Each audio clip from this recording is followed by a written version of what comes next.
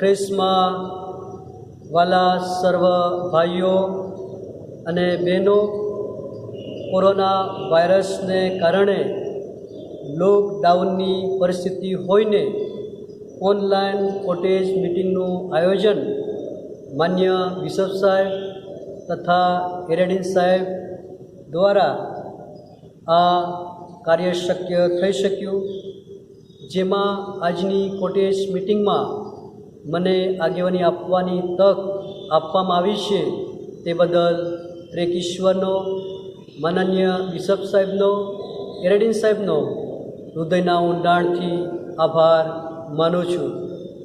આવો મિત્રો, આપણે કોટેજ મિટિંગની શરૂઆત કરીએ પહેલાં કોટેજ મિટિંગમાં જોડાવાના માટે પ્રભુનું વચન આ પ્રમાણે આહવાન આપે છે. આવો તેને ભજીએ તથા નમીએ, આપણા કરતાં યોની આગળ ઘૂંટણે પડીએ. આમેન. પ્રાર્થનામાં જોડાઈએ, પ્રાર્થના કરીએ. અતિ ઉચ્ચ અને ઉન્નત રાજ્યસન પર બિરાજમાન અમારા પવિત્ર અને પ્રેમાળ ઈશ્વર પિતા, આકાશ અને પૃથ્વી સમગ્ર ભૂમંડળના સર્જન ઈશ્વર, જે છે, જે હતો ને જે આવનાર છે, એવા સર્વશક્તિમાન, સર્વજ્ઞ, સર્વવ્યાપી, એવા સર્વ સદાકાળ જીવન, સર્વ સદાકાળ ટકનાર અને સર્વ સદાકાળ જીવતા જાગતા દેવ, તમે અમને મળ્યા છો એ માટે અમે તમારી સ્તુતિ કરીએ છીએ. તમે આલ્ફા તથા ઓમેગા, પ્રથમ તથા છેલ્લા, આદિ તથા અંત છો. તમે ઇબ્રાહિમ, ઈસાક, યાકૂબના સ્તોત્ર પર બિરાજેલા છો. આકાશ તો તમારું રાજ્યસન, પૃથ્વી તમારું પાયસન, એવા મોટા પરાક્રમી દેવ છો એ માટે અમે તમારી સ્તુતિ કરીએ છીએ. પ્રભુ ઈસુ ખ્રિસ્તમાં તમે અમારી ઓળખ, તમે અમને તમારી ઓળખ આપી અને તમે પ્રભુ ઈસુ ખ્રિસ્તમાં અમારો ઉદ્ધાર કરતા, અમારા જીવનનું પાણી, જીવનનો માર્ગ, અમારું તારણ બન્યા એ માટે અમે તમારી સ્તુતિ કરીએ છીએ.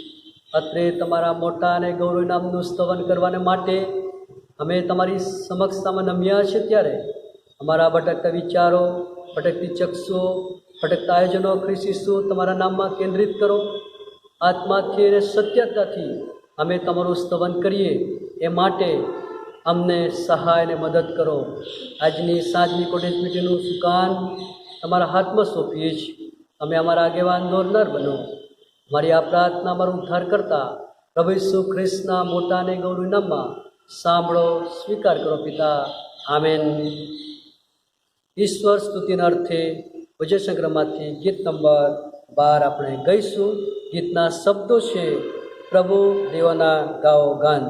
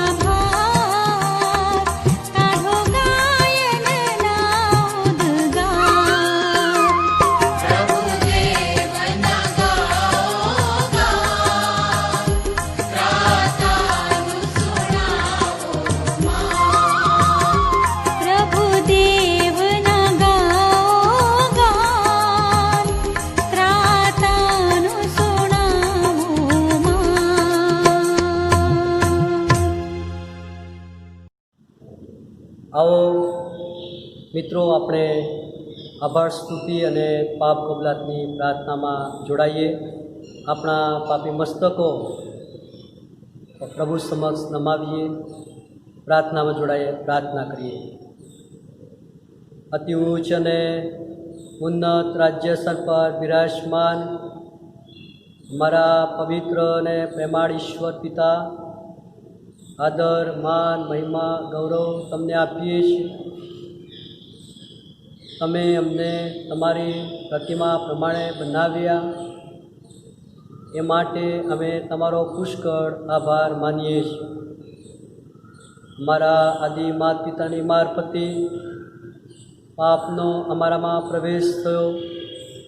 अमे पापमां हता, डोळेला हता, गेटानी जेम भटकी गया हता, परंतु तमे अमारा पर पुष्कळ प्रेम करीने अमारा उद्धार करता प्रभु यीशु ख्रिस्त ने आ पृथ्वी पर मोकल्या अने प्रभु यीशु ख्रिस्ते अमारी शोध करी, अमारा माटे तेमनी शिक्षा थई ने अमने शांति अपावी। अमारा माटे तेने कोरडा मारवामां आव्या, तेमना पवित्र सोळमां अमने साजापणुं आपवामां आव्युं। आ प्रभु तेमने पवित्र रक्त वेवडाव्युं, जेमां अमने पापनी माफी मळी। ए माटे प्रभु अमे तमारो पुष्कळ आभार मानीए छीए। प्रभु यीशु ख्रिस्तना पुनरुत्थानमां अमारुं पण पुनरुत्थान थवानुं छे, मोटी आशा तमे अमने आपी। एटલું જ नहीं पण प्रभु तमे अमने पाछा आ पृथ्वी पर लेवा आववाना छो, सनातन घरमां अमने लई जवाना छो। ए बहु मोटो आशीर्वाद तमे अमने आपवाना छो, ए माटे अमे तमारो पुष्कळ आभार मानीए छीए। आ प्रभु संबोधक पवित्र आत्मदेव अमे तमने पुष्कळ आदर मान महिमा आपीए छीए। तमे सदा अमारी साथे छो, तमे अमने पाप बुराई दुष्टताथी दूर राखो छो, तमारा वचनोनो खुलासो अमने आपो छो, तमे अमारी साथे वात ने व्यवहार करो छो। ए माटे प्रभु पवित्र आत्मदेव अमे तमारो पुष्कळ आभार मानीए छीए। ओ प्रभु तमारा पवित्र वचनो तमे अमने आप्या छे कि जे सदाकाळ जीवन वचन द्वारा अमे अमने पुनर्जन्म आप्यो ने तमारा पवित्र कुटुंब में अमने सामेल कर्या, तमारा पवित्र कुटुंब में अमने उमेर्या, तमारा दीकरा दीकरी बनाव्या, अजोड़ा मीठा समान बनाव्या अने तमारा वारस ठराव्या। ए माटे अमे तमारो पुष्कळ आभार मानीए छीए। आ पृथ्वी पर आत्मिक जीवन में वृद्धि ने माटे मंडली कुटुंब समाज तमे अमने पूरो पाड्यो, तमारुं वचन पूरुं पाड्युं, संतो भक्तो पूरा पाड्या, आत्मिक देख शारीरिक मानसिक आशीर्वाद आप्या। ए माटे अमे तमारो पुष्कळ आभार मानीए छीए। माँ बाप भाई बहन सगासनी मित्रों शुभेच्छको टीकाकारो दुश्मनो एटલું જ નહીં પણ नौकरी रोजगार पण अमारा जीवन माटे आप्या। ए माटे अमे तमारो पुष्कळ आभार मानीए छीए। आ प्रभु आ कोरोना वायरस ने कारणे लॉकडाउननी परिस्थिति में यूट्यूब चैनल द्वारा तमारा विश्वासी लोको सुधी वचन द्वारा प्रार्थना द्वारा अमे जई शकीए छीए। ए माटे अमे तमारो पुष्कळ आभार मानीए छीए। आभार मानता अमे अमारा जीवनो तरफ दृष्टिपात करीए छीए त्यारे प्रभु अमे अमारा वाणी वर्तन विचार वलन द्वारा घणा बधा पापो अपराधो कर्या छे। तमने न गमे एवुं जीवन जीव्या छे, तमारी विरुद्ध बंड पोकार्युं छे, तमारी योजनानी विरुद्ध गया छे, एवा घणा पापो अमे कर्या छे। आ प्रभु अमे देमासनी जेम तमारी साथे हता, परंतु जगतना प्रेम में आवीने अमे बधुं मूकीने फरी पाछा जगत में चाल्या गया छे। ओ प्रभु अमे उडाव दीकरानी जेम प्रभु तमे बधा ज आशीर्वाद आप्या, पण तमारी संगतथी अमे दूर गया छे। अमे अमारा आशीर्वादों जगत में लई जईने दुरुपयोग कर्यो छे। प्रभु आम अमे तमारी सामे पृथ्वी पर अमारा माँ बापनी सामे, अमारी मंडळीनी सामे, अमारा संतो भक्तोनी सामे, साथी मित्रोनी साथे, कुटुंब साथे अमे पाप कर्युं छे। प्रभु अमारा जेवा पापी पर दया करो, अमारा वाणी वर्तन विचार द्वारा थयेला पापोनी क्षमा करो। बीजी वार प्रभु अमे आवुं पाप न करीए ए माटे काळजी लेवा माटे अમને કૃપા આપો। आ अमारी आभार स्तुति अने पाप कबूलातनी प्रार्थना धन्य स्वामी प्रभु यीशु ख्रिस्तना मोटा ने गौरव नाममां सांभळो अने स्वीकार करो। आमेन। आओ मित्रों આપણે પવિત્ર શાસ્ત્ર બાઇબલમાંથી વાંચન કરીશું. જૂના કરારમાં કિસ્સાશાસ્ત્ર પુસ્તક તેનો 121મો અધ્યાય તેની 1 થી 8 કલમ આપણે વાંચીશું તથા સાંભળીએ. પ્રભુના વચનો આ પ્રમાણે કહે છે, હું પર્વતો તરફ મારી આંખો ઊંચી કરીશ, મને ક્યાંથી સહાય મળે? જે યહોવાએ આકાશ તથા પૃથ્વી ઉત્પન્ન કર્યા છે તેની તરફથી મને સહાય મળે છે. તે તારા પગને ડગવા દેશે નહીં, તારો રક્ષક ઊંઘી જનાર નથી. જો ઈશ્વરનો જે રક્ષક છે તે ઊંઘતો નથી ને નિંદ્રાવશ થતો નથી. યહોવા તારો રક્ષક છે, યહોવા તારે જમણા હાથે તને છાયા કરશે. ધારે સૂર્ય કે રાત્રે ચંદ્ર અને ઉપદ્રવ કરશે નહીં. સર્વ દુઃખથી યહોવા તારું રક્ષણ કરશે, તે તારા આત્માની સંભાળ રાખશે. હમણાંથી તે સર્વકાળ સુધી તારી સર્વ હિલચાલમાં યહોવા તારું રક્ષણ કરશે. પ્રભુ આ વાંચેલા વચનો પર પુષ્કળ આશીષ મોકલો. ભજન સંગ્રહમાંથી ગીત નંબર 276 નંબરનું ગીત આપણે ગઈશું. ગીતના શબ્દો છે, ધીરો મીઠો પ્રેમી આવાજ.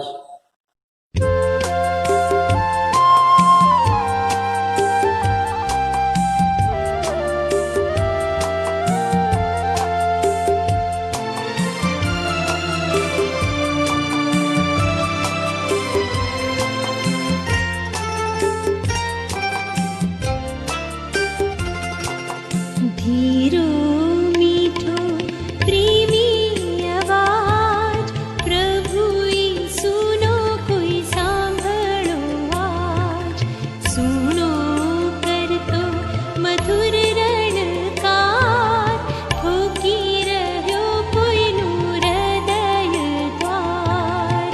ધીરો મીઠો પ્રેમી આવાજ, પ્રભુ યીશુનો કોઈ સાંભળો આજ.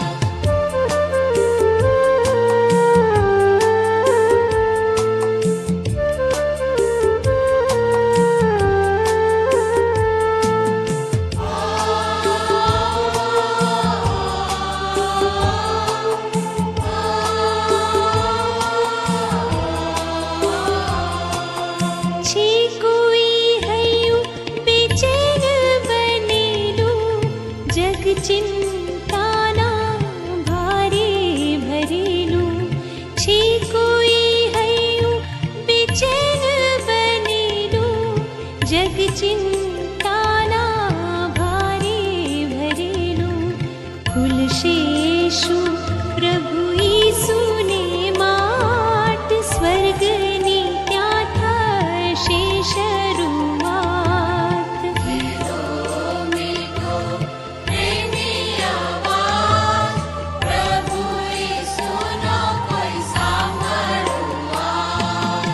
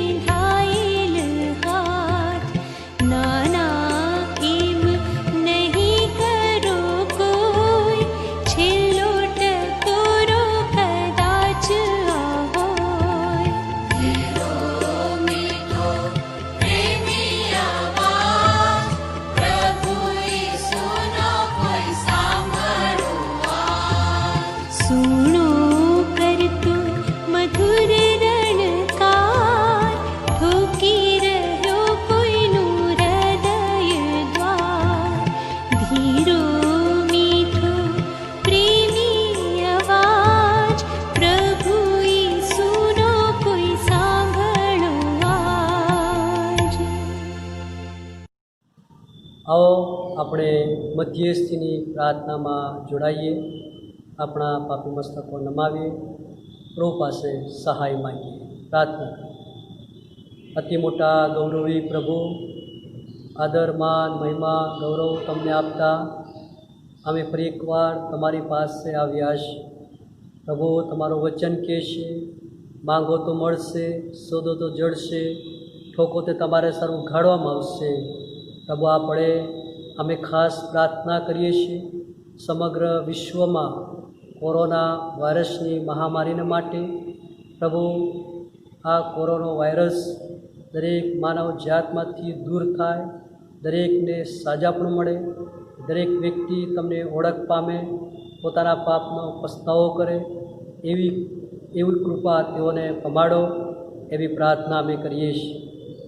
દેશના રાજકીય નેતાઓ અને દવાખાનામાં સેવા આપતા વૈદ્યકીય ક્ષેત્રે ડૉક્ટરો અને નર્સો અને અન્ય સેવા કરતા તમારા લોકો છે, તેમની સેવાઓને પણ તમે પુષ્કળ આશીર્વાદિત કરો. વિશેષ પ્રભુ, અમે પ્રાર્થના કરીએ છીએ જેઓ લાંબી માંદગીમાં છે, ટૂંકી માંદગીમાં છે, જેઓએ પોતાના વાલા ગુમાવ્યા છે, દરેકને પ્રભુ તમે હિંમત, બળ, સામર્થ્ય આપો, સાજાપણું આપો, તમારો બળવાન અને પરાક્રમી હાથ તમે અટકાડો, એવી પ્રાર્થના અમે કરીએ છીએ. વિશેષ પ્રભુ, અમે પ્રાર્થીએ છીએ ચર્ચ ઓફ નોર્થ ઇન્ડિયા, તેની વ્યવસ્થાના માટે, આજની કોટેજ મિટિંગને માટે, જેટલા ભાઈ બહેનો આજની કોટેજ મિટિંગમાં જોડાયેલા પ્રત્યેકને માટે પ્રભુ દરેકને ભજનમાં જોડાવા, વચન સાંભળવા, વચન પણ જીવન જીવવા, ગ્રહણ કરવા, આ વ્યવસ્થામાં આગળ વધવા તમારી કૃપા આપો, શક્તિ, બળ, સામર્થ્ય આપો, એવી પ્રાર્થના અમે કરીએ છીએ. વિશેષ પ્રભુજી, અમારી પ્રાર્થના છે, અત્યારે અમે વચનોમાંથી મનન કરવા માંગીએ છીએ, ત્યારે પ્રભુ પવિત્ર આત્માદેવ તમારા વચનનું અર્થીકરણ અને પ્રકટીકરણ તમે કરો પ્રભુ, ને તમારા વચનનો ખુલાસો તમે અમને આપો પ્રભુ, અને આજના વચન દ્વારા કોરોના વાયરસને સામે લડવાની શક્તિ, બળ અને સામર્થ્ય અમે પ્રાપ્ત કરીએ એવું તમે થવા દો. અત્રે પ્રભુ, અમે બધા જ તમારા હાથમાં સોંપાઈએ છીએ. પૂજા બળપાત્રને એટલે કે બોલનાર અને સાંભળનારને તમારા વદસ્તમની પાસે લાવીએ છીએ. આમ પ્રત્યેકને સહાય અને મદદ કરો. અમારી આ પ્રાર્થના અમારો ઉદ્ધાર કરતા પ્રભુ ઈસુ ખ્રિસ્તના મોટા અને ગૌરવ નામમાં સાંભળો, સ્વીકાર કરો. આમેન. આવો આપણે ભજન સંગ્રહમાંથી ગીત નંબર 222 નંબરનું ગીત ગઈશું. ગીતના શબ્દો છે, સુંદર શબ્દો, અજબ શબ્દો, અજબ જીવન શબ્દો. આ ગીતમાં આપણે જોડાઈએ.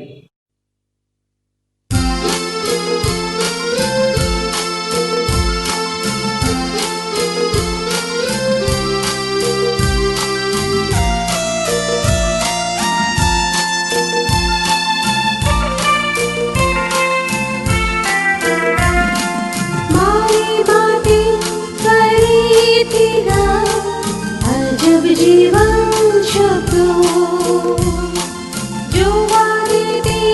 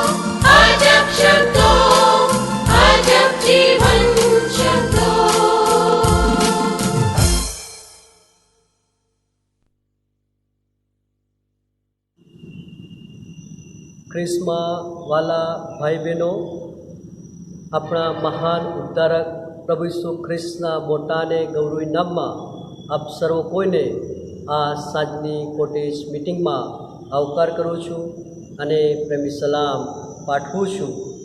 મારી આપ સર્વ કોઈને માટે હૃદયની પ્રાર્થના અને શુભેચ્છા છે કે આજનું વચન આપના માટે, આપના પરિવારને માટે આશીષ લાવનારું બનશે. પ્રિય ભાઈ બહેનો, આજનો વિષય છે દુઃખો શા માટે આવે છે. આજનો વિષય છે દુઃખો શા માટે આવે છે. આ વિષયને સમજવા માટે આવો આપણે પ્રભુના જીવંત વચન તરફ દૃષ્ટિપાત કરીએ. જૂના કરારમાં ગીતશાસ્ત્રનું પુસ્તક તેનો 1991મો અધ્યાય, જૂના કરારમાં ગીતશાસ્ત્રનું પુસ્તક તેનો 91મો અધ્યાય અને તેની 10મી કલમમાં પ્રભુનું વચન આ પ્રમાણે કહે છે, તારા પર કંઈ દુઃખ આવી પડશે નહીં, મરકી તારા તંબુની પાસે આવશે નહીં. આપણો ઈશ્વર દુઃખો અને મરકીઓ તારા તંબુ પાસે આવશે નહીં એવી મોટી ખાતરી આપે છે. તો આ કોરોના વાયરસ જેવી મહામારી, મુશ્કેલીઓ, સંકટો આપણા જીવનમાં શા માટે આવે છે એ આત્મતપાસનો વિષય બને છે. જ્યારે આપણે ગીતશાસ્ત્ર પુસ્તક તેનો 121મો અધ્યાય અને 7મી કલમ વાંચીએ છીએ ત્યારે દેવનું વચન આ પ્રમાણે કહે છે, સર્વ દુઃખથી યહોવા તારું રક્ષણ કરશે, તે તારા આત્માની સંભાળ રાખશે. આપણો સર્જનહાર ઈશ્વર, આપણો ઉદ્ધારનાર એ દુઃખોથી રક્ષણ કરવાની અને આત્માની સંભાળ રાખવાની ખાતરી આપે છે. તો પછી આપણા જીવનમાં દુઃખો શા માટે આવે છે? મિત્રો, દુઃખો શા માટે આવે છે તેના ઘણા બધા કારણો હોઈ શકે છે, પરંતુ આજે દુઃખો શા માટે આવે છે તેના 3 કારણો હું આપને સમક્ષ રજૂ કરવા માગું છું. દુઃખો શા માટે આવે છે તેનું પ્રથમ કારણ આપણે યુનાના જીવનમાંથી શીખીશું. આવો આપણે જૂના કરાર તરફ, યુનાના પુસ્તક તરફ આપણે આવીએ. યુના વિશે પવિત્ર શાસ્ત્ર બાઇબલ એવું કહે છે, ઈશ્વરે યુનાને નિનવે જવાનું તેડું આપ્યું. ઈશ્વરે યુનાને પ્રબોધવાણી કરવાની જવાબદારી સોંપવામાં આવી, પરંતુ યુના ઈશ્વરથી મળેલા તેડાનો ત્યાગ કરે છે, પ્રબોધવાણી કરવાની જવાબદારી પડતી મૂકે છે. ઈશ્વરની આજ્ઞાનું ઉલ્લંઘન કરીને ઈશ્વરની યોજના, ઈશ્વરનું સેવા કાર્ય, ઈશ્વરની વ્યવસ્થા બધાનો અસ્વીકાર કરીને, નકાર કરીને ઈશ્વરની હાજરીમાંથી દૂર જાય છે, ઈશ્વરથી દૂર જાય છે. નિનવે જવાને બદલે એ તાર્સીસ જતા વહાણમાં બેસી જાય છે. આમ યુના ઈશ્વરે સોંપેલી જવાબદારીથી દૂર જાય છે. મિત્રો, યુનાનું પુસ્તક તેનો 1લો અધ્યાય અને 4થી કલમથી આગળ આપણે વાંચીએ છીએ ત્યારે પ્રભુનું વચન બહુ સ્પષ્ટ કહે છે, પણ યહોવાએ સમુદ્ર પર ભારે વાવાઝોડું મોકલ્યું અને સમુદ્રમાં મોટું તોફાન થયું. બહુ મોટું તોફાન સમુદ્ર પર આવ્યું. આવા સમયમાં ખલાસીઓ પોતાનો જીવ બચાવવાને માટે તેઓ પોતપોતાના દેવને પ્રાર્થના કરતા હતા. પરંતુ યુના એ વહાણના અંદરના ભાગમાં જઈને ઊંઘી ગયો હતો, ભરે નિંદ્રામાં પડ્યો હતો. આવા સમયમાં વહાણના નખુદાએ એ યુનાની પાસે ગયો અને કહ્યું, હે ઊંઘણસી ઉઠ અને તું પણ તારા દેવની પ્રાર્થના કર, જેથી આ જે વાવાઝોડું આવ્યું છે, આ તોફાન આવ્યું છે, આ જે સંકટ આવ્યું છે, આ જે મુશ્કેલી આવી છે, તેનાથી આપણો બચાવ થઈ જાય, આપણો જીવ બચી જાય અને આપણે જે જગ્યાએ જવાના છે ત્યાં આપણે પહોંચી શકીએ, આવું કદાચ કહ્યું હશે. અને પછી બાઇબલ આગળ વધીને કહે છે કે આ તોફાન કેવી રીતે આવ્યું, શા માટે આવ્યું, એનું ખલાસીઓ ભેગા મળીને આત્મતપાસ કરી અને તેઓ નક્કી કર્યું કે આપણે આપણા બધાના નામની ચિઠ્ઠીઓ નાખીએ અને આ તોફાન કોના દ્વારા આવ્યું છે, કોના થકી આવ્યું છે, કેમ આવ્યું છે એ આપણને ખ્યાલ આવશે. એ માટે જૂના 1 અધ્યાય 7મી કલમમાં પ્રભુ વચન આ પ્રમાણે કહે છે, વળી એ સર્વે એકબીજાને કહ્યું, ચાલો આપણે ચિઠ્ઠીઓ નાખી જોઈએ કે કોને લીધે આપણા પર આ વિઘ્ન આવ્યું છે. તેથી તેઓએ ચિઠ્ઠીઓ નાખી ને ચિઠ્ઠી યુનાના નામની નીકળી. અને 8મી કલમમાં કહે છે, ત્યારે ખલાસીઓએ તેને પૂછ્યું કે કૃપા કરીને અમને કહે કે તું કોણ છે કે જેને લીધે આ વિઘ્ન, આ તોફાન, આ સંકટ, આ મુશ્કેલી આવી છે. તારો ધંધો શું છે, તું ક્યાંથી આવે છે, તારો દેશ કયો છે, તું કઈ પ્રજાનો છે. તેણે તેઓને કહ્યું કે હું હિબ્રુ છું અને હું સમુદ્ર તથા કોરી ભૂમિના કરતા સૈન્યના દેવ યહોવાનો ભક્ત છું. ત્યારે તે માણસો એટલે ખલાસીઓએ અતિશય ગભરાયા અને તેઓએ તેને કહ્યું, તે આ શું કર્યું? કેમ કે તેના કહ્યાથી તે માણસોએ જાણ્યું કે તે યહોવાની હજુરમાંથી નાસી જાય છે.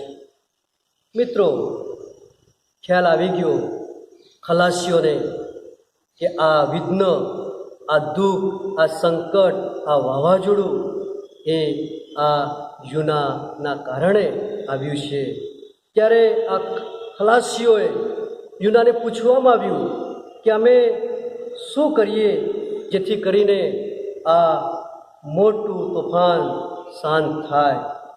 ત્યારે યુનાએ જવાબ આપ્યો કે તમે મને સમુદ્રમાં ફેંકી દો જેથી આ તોફાન શાંત થાય. હું જાણું છું કે અમારા લીધે આ તોફાન આવ્યું છે. અને પછી તમે જોઈ શકો છો યુનાનું પુસ્તક 1 અધ્યાય અને 15મી કલમમાં લખ્યું છે કે તેઓએ યુનાને ઉંચકીને સમુદ્રમાં ફેંકી દીધો. યુનાને સમુદ્રમાં ફેંકી દીધો અને સમુદ્ર શાંત પડ્યો, સમુદ્ર ઉછળતો બંધ પડ્યો. ત્યાં તોફાન શાંત થાય છે. વાલા ભાઈ બહેનો, દુઃખો શા માટે આવે છે એ આપણે બહુ સ્પષ્ટ શીખીએ છીએ કે ઈશ્વરની હાજરીથી દૂર જવાથી દુઃખો આવે છે. દુઃખો શા માટે આવે છે? તો યુનાના જીવનથી આપણે શીખી શકીએ છીએ કે ઈશ્વરની હાજરીથી દૂર જવાથી દુઃખો આવે છે. પ્રિય મિત્રો, આપણે પણ આ જગતમાંથી ઈશ્વરે આપણે પસંદ કર્યા છે, અલગ કર્યા છે, તેડ્યા છે, અજવાળાને મીઠા સમાન તરીકે આપણે દરજ્જો આપ્યો છે. આપણને પણ બહુ મોટી, જેમ યુનાની જવાબદારી સોંપવામાં આવી તેમ આપણને પણ બહુ મોટી જવાબદારી ઈશ્વરે સોંપી છે. આપણે પણ તેડાયેલા છે, આપણે પણ પ્રભુના લોકો છે, આપણે પણ પ્રભુના સેવક સેવિકાઓ છીએ. બહુ મોટી જવાબદારી પ્રભુએ આપણને પણ સોંપી છે. માથે લખેલી સુવાર્તા તેનો 28મો અધ્યાય અને 19-20મી કલમમાં દેવનું વચન એમ કહે છે, તમે જઈને સર્વ દેશનાઓને શિષ્ય કરો, બાપ તથા દીકરા તથા પવિત્ર આત્માના નામે તેઓને બાપ્તિસ્મા આપતા જાઓ અને મેં તમને જે જે આજ્ઞા કરી તે સર્વ પાડવાનું તેઓને શીખવતા જાઓ. અને જુઓ, જગતના અંત સુધી હું સર્વકાળ તમારી સાથે છું. ઈશ્વરે તમને ને મને દેવનું રાજ્ય બાંધવાને માટે, મંડળી બાંધવાને માટે, સ્વાર્થા પ્રગટ કરવાને માટે, શિષ્યો બનાવવાને માટે, તેઓને શીખવવાને માટે આ બહુ મોટી વિશાળ જવાબદારી તમારા મારા શિરે પ્રભુએ મૂકી છે. તમને મને આ મોટી વિશાળ જવાબદારી પ્રભુએ સોંપી છે. આપણા બધાની એ જવાબદારી આવે છે. સેવક હોય કે પછી મંડળના સામાન્ય સભ્યો હોય, પ્રત્યેકની આ જવાબદારી બને છે. મિત્રો, આપણને આ વિશાળ જવાબદારી સોંપી છે, પરંતુ ઘણી બધી વખત આપણે પણ યુનાની જેમ બધું પડતું મૂકીને, તેડું પડતું મૂકીને, ઈશ્વરે સોંપેલી જવાબદારી પડતી મૂકીને, બધું કામ પડતું મૂકીને આપણે પણ જગતમાં જતા રહીએ છીએ. દેમાંસ પણ પાઉલની સાથે હતો, સેવામાં સાથે હતો, પણ બાઇબલ એનો ઉલ્લેખ કરે છે કે દેમાંસ એ હાલના જગતના પ્રેમમાં ચાલ્યો ગયો.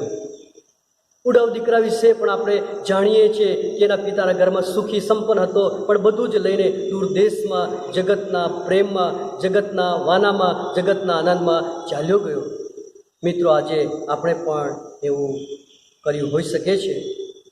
ઈશ્વરે સોંપેલી જવાબદારીથી આપણે બેદરકાર બન્યા છીએ. આપણે પણ આ યુનાની જેમ, દેમાસની જેમ અને ઉડાવ દીકરાની જેમ શું આપણે દૂર ગયા છે? શું આપણે મંડળીથી, સંતોની સંગતથી, પ્રભુ મંદિરથી, પવિત્ર વિશ્રામવારથી, વચનથી, ઈશ્વરની હાજરીથી, ઈશ્વરની જવાબદારીથી, ઈશ્વરના તેડાથી, કૌટુંબિક સંગતથી શું આપણે દૂર ગયા છે? આત્મતપાસ કરીએ મિત્રો. ઘણી બધી વખત આપણા જીવનમાં દુઃખો આવે છે ત્યારે આપણે એકબીજાને કહેતા હોઈએ છીએ કે અમે તો ચર્ચમાં જઈએ છીએ, પ્રાર્થના કરીએ છીએ, દાન ધર્મ કરીએ છીએ, સેવકોને સાચવીએ છીએ, અમે બાઇબલ વાંચીએ છીએ, સારી એવી આગેવાની આપીએ છીએ, પણ ખબર નહીં અમારા ઘરમાં, અમારા કુટુંબમાં, અમારા બાળકોના જીવનમાં ઘણા બધા દુઃખો, સંકટો, માંદગી, પીડા બધું છે, દૂર થતું જ નથી. શું કારણ હશે?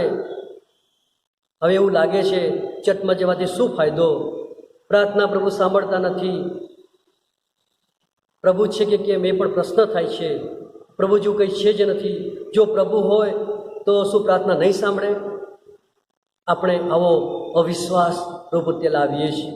આપણે ઈશ્વર પ્રત્યે બેવફા બનીએ છીએ અને આમ આપણે ઈશ્વરથી દૂર જઈને આપણા દુઃખનું દોષ પ્રભુ પર આપણે મૂકીએ છીએ. પણ મિત્રો, યાદ રાખજો, આપણા દુઃખનું કારણ આપણે પોતે જ છીએ. આપણા દુઃખનું કારણ આપણે પોતે જ છીએ. આવો મિત્રો, દુઃખો ઈશ્વરની હાજરીથી દૂર જવાથી આવે છે. માટે શું આપણે ઈશ્વરની હાજરીથી દૂર ગયા છે? ઈશ્વરે સોંપેલી શિષ્યો બનાવવાની સેવાથી આપણે દૂર ગયા છે? તો આવો મિત્રો, આપણે પાછા ફરીએ, પસ્તાવો કરીએ, પ્રભુ પાસે આવીએ, આપણા પાપોની કબૂલાત કરીએ. આપણો પ્રભુ આજે પણ રાહ જુએ છે. આપણો પ્રભુ આજે પણ બોલાવે છે. માથે લખેલી સુવાર્તા તેનો 11મો અધ્યાય ને 28મી કલમ એમ કહે છે, ઓ વૈતૃ કનારા થા ભારથી લદાલા સગડા, તો મારી પાસે આવો, હું તમને વિસામો આપીશ.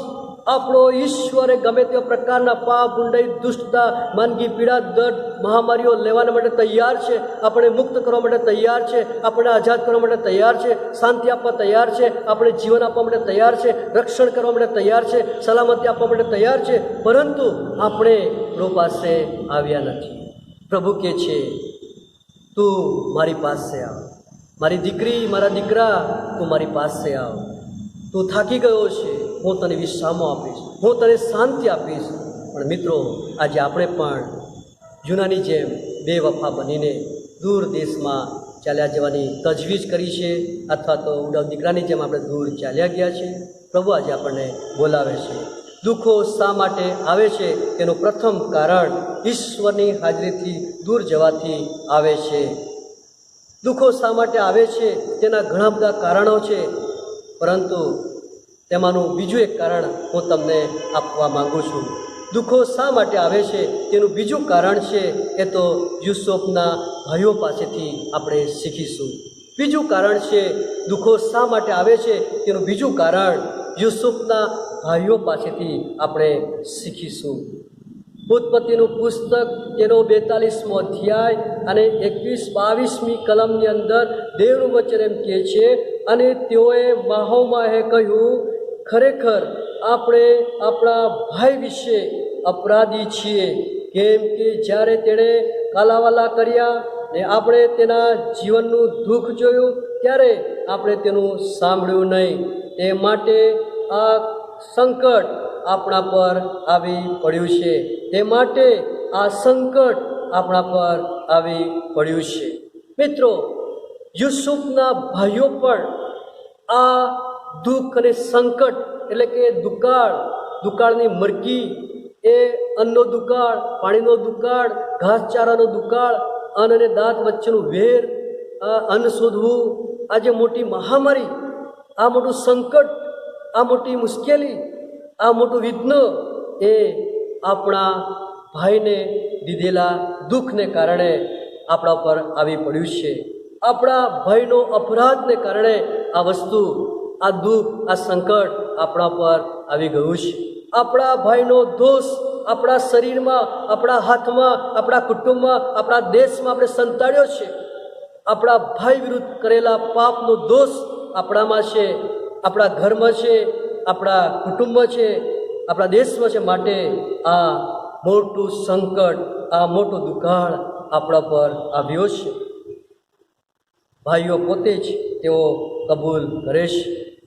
મિત્રો, આ યુસુફના ભાઈઓના જીવનમાંથી આપણે બીજું કારણ શીખી શકીએ છીએ કે દુઃખો શા માટે આવે છે. તો બીજું કારણ, બીજાને દુઃખો આપવાથી દુઃખો આપણા જીવનમાં આવે છે. બીજાને દુઃખો આપવાથી દુઃખો આપણા જીવનમાં આવે છે. શું આપણે યુસુફના ભાઈઓની જેમ શું આપણા ભાઈનો અપરાધ આપણે કર્યો છે? શું આપણે આપણા કુટુંબમાં, આપણા સમાજમાં, મંડળીમાં, આપણા મા બાપ, ભાઈ બહેન, સગાસની, મિત્રો, કુટુંબમાં શું આપણે કોઈના પર અત્યાચાર કર્યો છે? શું આપણે કોઈને કોઈના માટે જૂઠી સાક્ષી પૂરી છે? કોઈના પર આપણે જુલમ કર્યો છે? શું કોઈના પર આપણે દોષ દીધો છે? શું આપણે કોઈને મારપીટ કરી છે? શું આપણે કોઈને બદનામ કર્યા છે? શું આપણે કોઈના વિશે વિરુદ્ધ વાત કરી છે? શું આપણે કંઈક એવું દુઃખ, સંકટ કોઈના પર લાવ્યા છે? આત્મતપાસ કરીએ મિત્રો. ઘણી બધી વખત આપણા જીવનમાં દુઃખો આવે છે ત્યારે આપણે એમ કહીએ છીએ કે દુઃખો શા માટે, પણ આપણે ભૂલી જઈએ છીએ કે આપણે બીજાને દુઃખ દીધું હોય, આપણે ભૂલી જઈએ છીએ. પણ દુઃખો શા માટે આવે છે? તો કે બીજાને દુઃખ દેવાથી પણ સંકટો આવે છે. મિત્રો, પ્રભુના શબ્દો યાદ રાખજો કે જે તલવારથી મારે છે તે તલવારથી માર્યો જશે. તમે જે હથિયાર તમારા કુટુંબને માટે, તમારી મંડળી માટે, કે તમારા સમાજને માટે, કે તમારા કુટુંબના સભ્યોને માટે, કે તમારા પડોશીના સભ્યોને માટે તમે જે ઉપયોગ કરો છો, એ જ હથિયાર, એ જ જુલમ, એ જ દોષ તમારા મારી પાસે એક દિવસ આવશે. આજે ને તો આવનાર સમયમાં એ આપણા માટે આવશે. વાલા ભાઈ બહેનો, આ એક એવી પળ છે. દુઃખો શા માટે આવે છે? તો બીજાને દુઃખ આપવાથી આ દુઃખો આવે છે. એ પળ, આત્મતપાસ કરવાની પળ પ્રભુ આપણને આપે છે. શું આપણે બીજાને દુઃખ પહોંચાડ્યું છે? શું આપણે બીજાને નુકસાન પહોંચાડ્યું છે?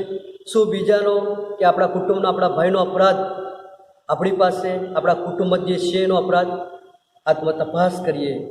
અને જો આપણે કોઈકને દુઃખ દઈએ છીએ, કોઈકના ઉપર આપણે સંકટ લાવીએ છીએ, કોઈકના પર આપણે જુલમને અત્યાચાર કરીએ છીએ, તો આપણે ખ્રિસ્તી વ્યક્તિ તરીકે આપણે બંધ કરીએ અને એવા વ્યક્તિને આપણે પ્રેમ કરીએ, એવા વ્યક્તિને આપણે વહાલ કરીએ, એવા વ્યક્તિ માટે આપણે પ્રાર્થના કરીએ, એવા વ્યક્તિને આપણે ઉત્તેજન આપીએ. એ વ્યક્તિએ પાપમાંથી, એ વ્યક્તિએ ગુનામાંથી, એ વ્યક્તિ ભૂલમાંથી બહાર આવે એ માટે એને આપણે મદદ કરીએ. મિત્રો, દુઃખો શા માટે આવે છે તેનું બીજું જે કારણ આપણે જોયું તે કે ઈશ્વર, આપણે પ્રભુના, આપણે બીજાઓને દુઃખ આપીએ છીએ માટે દુઃખ આવે છે. દુઃખો શા માટે આવે છે તેનું ત્રીજું કારણ હું તમને જણાવવા માગું છું. દુઃખો શા માટે આવે છે તેના ઘણા બધા કારણો બાઇબલની અંદર આપવામાં આવ્યા છે. એમાંનું ત્રીજું કારણ હું તમને આપવાનો છું.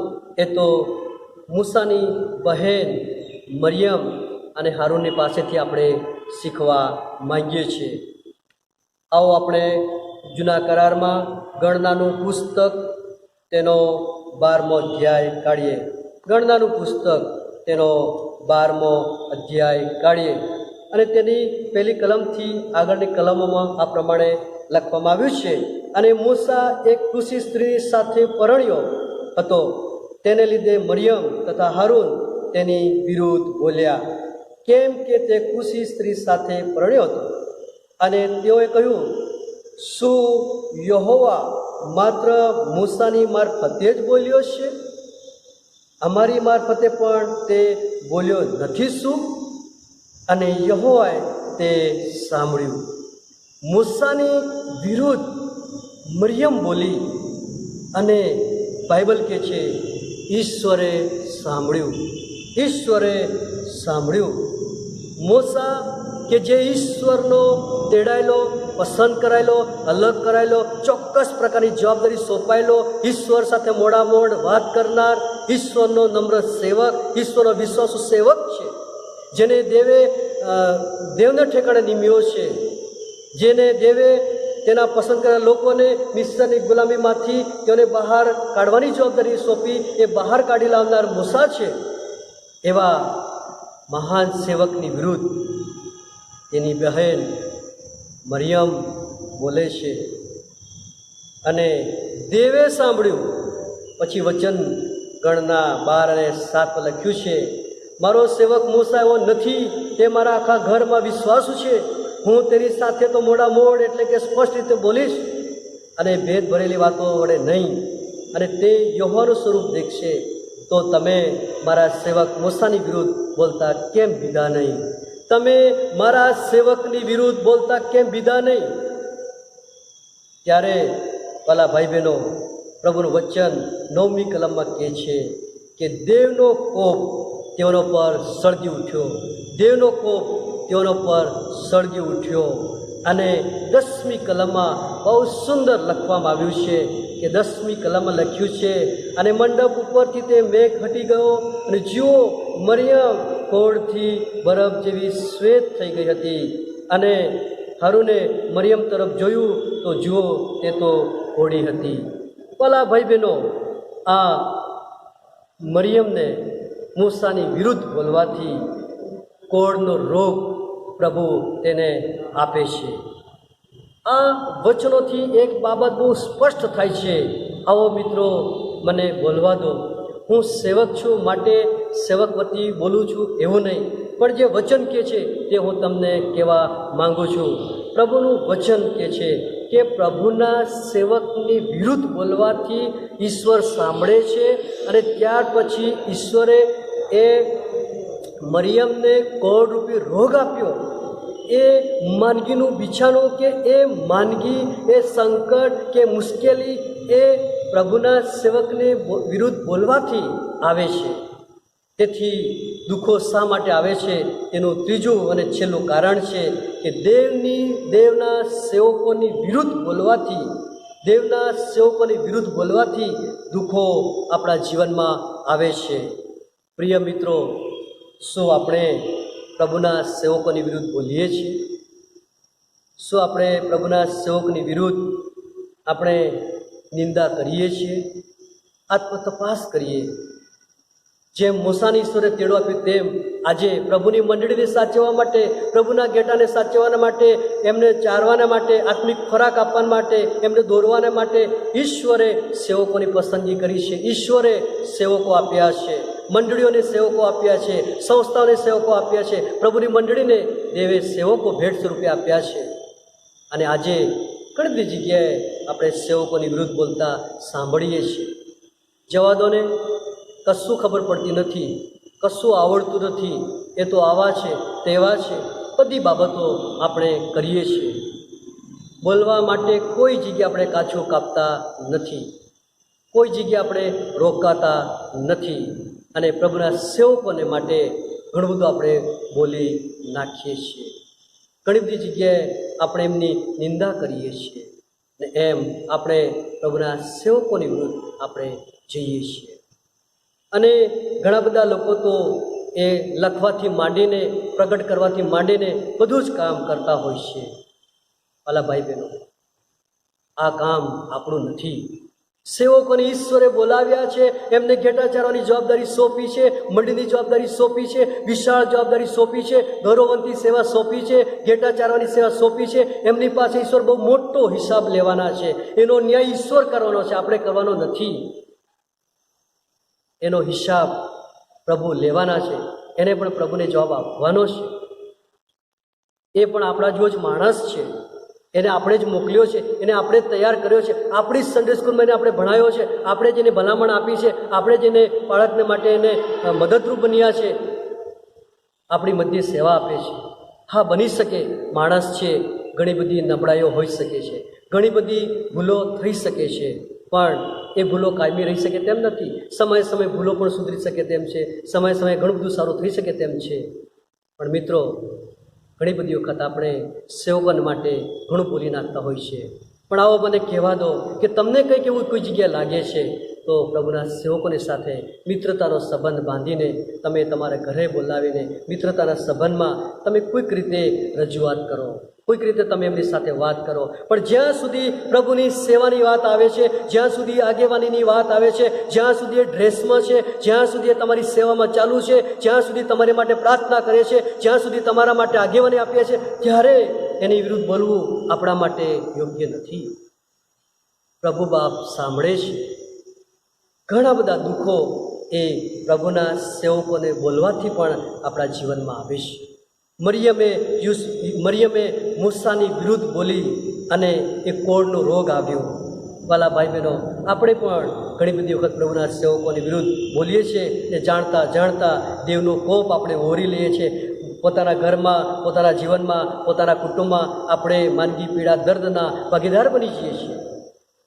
મિત્રો, આપણે પ્રભુના સેવકોની વિરુદ્ધ આપણે બોલવાનું નથી, એની વિરુદ્ધ આપણે નિંદા કરવાની નથી, પરંતુ આપણે તેના માટે રાત દિવસ પ્રાર્થના કરવાની છે, તેને આપણે મદદરૂપ બનવાનું છે, તેને આપણે માર્ગદર્શન આપવાનું છે, તેને આપણે દોરવાના છે, તેમની સાથે રહેવાનું છે, તેને આપણે સાથ આપવાનો છે. અને જે મંડળી બાંધવાનું જે કાર્ય છે, કુટુંબો બાંધવાનું જે કાર્ય છે, સુવાર્તા પ્રગટ કરવાનું કાર્ય છે, શિષ્યો બનાવવાનું જે કાર્ય છે, શિક્ષણ આપવાનું જે કાર્ય છે, તેમાં આપણે એને મદદરૂપ બનવાનું છે, એની સાથે આપણે રહેવાનું છે, એને આપણે સહકાર આપવાનો છે. આવો મિત્રો, શું આપણે દેવના સેવકોની વિરુદ્ધ ગયા છે?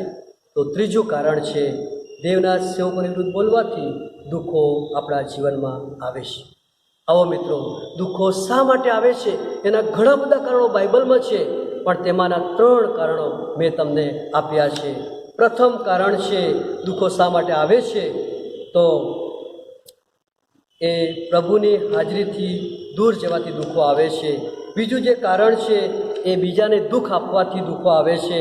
અને ત્રીજું કારણ એ છે, દેવના સેવકોની વિરુદ્ધ બોલવાથી દુઃખો આવે છે. આવો મિત્રો, આ 3 પ્રકારના વિચારોમાં શું હું સંકળાયેલો છું? આપણે પ્રભુને દોષ દેતા હોઈએ છીએ, આપણા ઘરના સભ્યોને દોષ દેતા હોઈએ છીએ, મંડળીને, સેવકોને દોષ દેતા હોઈએ છીએ, પણ ઘણી બધી વાર દુઃખો એ આપણી ભૂલોને કારણે, આપણા જીવનને કારણે, આપણે પોતે જ આપણા દુઃખો અને આપણા સંકટો અને માંદગીના જવાબદાર છીએ. મિત્રો, આ 3 બાબતો સાથે શું આપણો સંબંધ છે? શું આપણે આ 3 બાબતો કરી છે? તો આવો આપણે આત્મા તપાસ કરીએ, પ્રભુની પાસે આવીએ, પ્રભુને કહીએ, પ્રભુ, આ કાર્ય અમે કર્યું છે. આપણા પાપી મસ્તકો પ્રભુ આગળ નમાવીએ, પ્રભુ સાથે વાત કરીએ કે પ્રભુ, અમે તમારી સોંપેલી જવાબદારી અદા કરી નથી. અમે તમારી સેવા પડતી મૂકીને અમે જગતમાં ચાલ્યા ગયા છે. અમે અમારા કુટુંબને સાચવવા, મંડળીને સાચવવી, મા બાપને સાચવવા, એ કરવા કરતાં અમે એમને દુઃખ દીધું છે.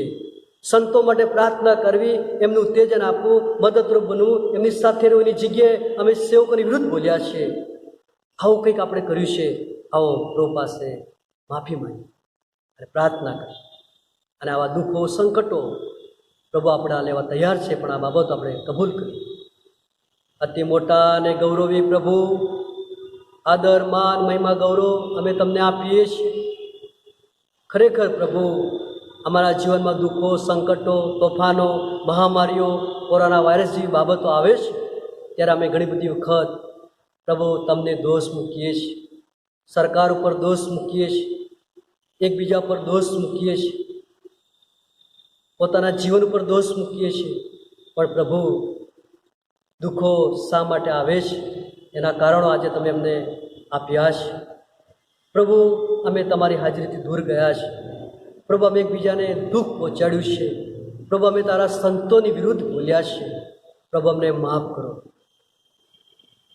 અમારા સઘળા પ્રકારના દુઃખો, માંદગી, પીડા, દર્દ, સંકટો અમારા અને અમારા કુટુંબના, અમારા અને અમારી મંડળીના ઈસુના શરીર તમારા નામમાં તમે દૂર કરો એવી પ્રાર્થના અમે કરીએ છીએ.